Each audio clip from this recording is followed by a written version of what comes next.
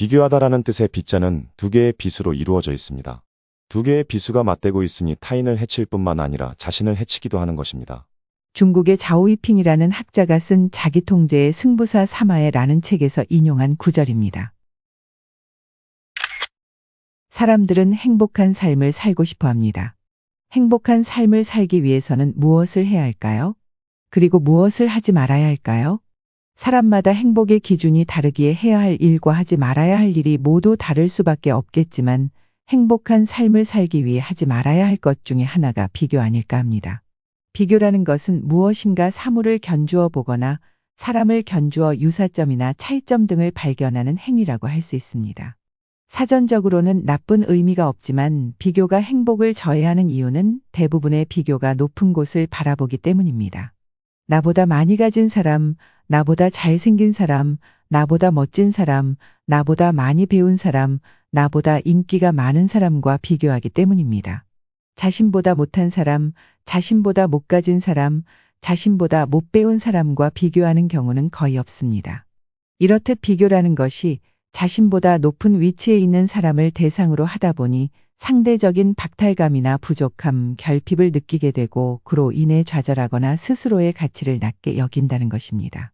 누군가와 비교하지 않을 때는 충분히 자신의 모습에 만족하고 행복을 느끼다가도 자신보다 잘난 사람을 보고 비교를 하게 되면 자신이 초라해 보이고 만족스럽지 못하게 여겨진다는 거죠. 300만 원의 월급을 받으며 나름 만족스럽게 생활하다가도 친구가 600만 원의 월급을 받는다고 하면 자신이 초라하게 보이게 됩니다. 괜히 심술이 나기도 하고 짜증이 나기도 하고 자신이 가지지 못한 것에 대해 부모나 주변 사람들 등 애꿎은 사람들을 원망하기도 합니다. 감정적으로 평온함을 느낄 리 없죠. 상대방에 대해서도 좋지 않은 감정을 가지게 되죠. 시기와 질투를 느끼게 되고 험담이나 악담을 서슴지 않습니다. 이유 없이 그 사람을 미워하거나 근거 없는 이야기로 깎아내리기도 합니다. 키 큰 양귀비 신드롬이라는 게 있습니다.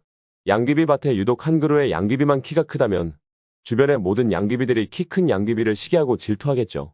재능이나 성과가 뛰어난 사람은 주변 사람들의 시기와 질투로 인해 분노와 공격의 대상이 된다는 것이 키 큰 양귀비 신드롬입니다. 이렇게 비교는 자신과 상대방 모두를 힘들게 만듭니다.